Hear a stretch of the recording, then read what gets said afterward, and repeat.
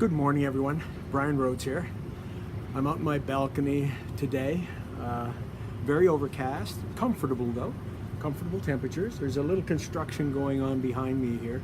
I hope it's not going to be a problem. Look, I wanted to do a quick vlog today. I was working on an investment model last night, and I had a thought about something that I'd like to at least run by you. Maybe the whales out there might have a comment on this. Anyway, having said that, I think it's a model that we could use successfully and stay within the Steam ecosystem. And let me explain. As a producer, I obviously have access to copyrighted documents that I and my lawyers have worked up. In this case, my lawyers are Goodman, LLP in Toronto, without doubt the leading entertainment lawyers in the country and well known worldwide. Just check them out because it's this type of team that you have to put together to have a successful investment. What I'm going to talk about now is the actual model of investment and how people might become involved in the film. Okay, so I won't talk about the SEC. I won't talk about the OSC. The OSC is the Ontario Securities Commission, our equivalent to the SEC in the province of Ontario. There are rules that come to that have been laid out for investment, equity investments. I think everybody's aware of that. If not, you probably should be if you're going to invest in cryptocurrency or a token of that sort. Anyway, from this perspective, though, I want to try to. Oh, I apologize for the construction noise. And I'm also getting a drip of water here. I might get rained out. So, but I'm not going to start again because I'm sure it'll just go on. Anyway, as I was saying, the idea here is that the OSC and the SEC are trying to protect us from unscrupulous people. So you need to have a lot of trimming on your investment, to have a terrific lawyer, and to have a sound accounting firm attached to your film is just a gimme. You've got to have it, all right? So that the investors know that the documentation they're investing in is clearly defined. You can read it, you can invest or not. Simple as that. And I'll tell you right now that from a film production point of view, the documentation is very much in favor of the producer. Why? The producer owns the film. What you will own is the rights, prorated rights to a percentage of the net receipts.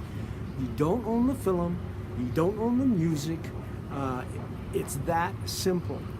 The music and the film have to be controlled and owned by one entity, usually a company, and the company has one person as the principal in the company.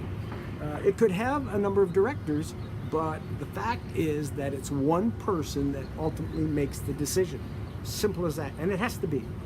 Because the producer has to deliver, and he can't be sidetracked by some frivolous, injunction or lawsuit because somebody got ticked off because they thought they were getting a contract as a director and didn't get it and felt they should have got it, and there was some verbal agreement and all that stuff. Who knows? But whatever, the producer's got to protect the investors from that. So we've got to have the document, number one. And we've got to pay some lip service to the OSC, the SEC, and so on. So here's what I came up with. We deal only in Steam, no mention of dollars whatsoever. You as investors out there, and there may need to be limits on the investment. I don't know. That I've got to think about. I've got to hear feedback from all of you. A minimum of 1,000 Steam or a minimum of 5,000 Steam. I don't know. A minimum of 10 Steam. I don't know, but we've got to talk about that. But anyways, what you're doing is you're using Steam to barter to get a percentage of the net receipts of the film. And we're dealing in Steam units. We're not dealing in Steam dollar. It doesn't matter how much the value of the dollar of the Steam that you're going to be contributing to the film. You're just contributing Steam, period.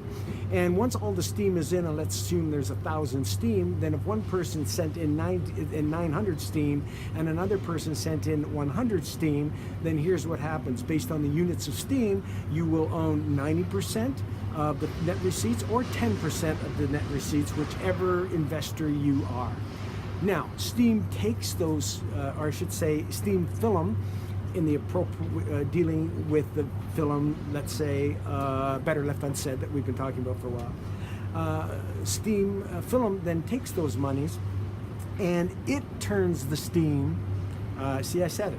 Steem Film takes those tokens and turns the tokens into money to produce the film. It can do it on a gradual basis, or it can do it under the terms specified in the agreement I alluded to, not to be sold until such times as, etc., whoever or whatever. All of that's possible. And then the film is made, and the film makes money. And let's assume the film, in this case, makes $1 million, right? Then simply what happens is this. Steem Film then takes the $1 million and it buys Steem tokens.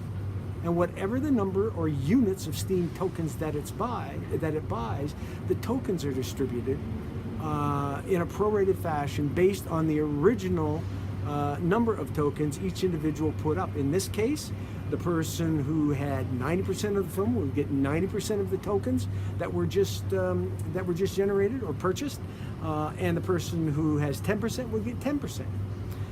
What it does is it, yes, initially takes tokens out of the system, Steem tokens out of the system.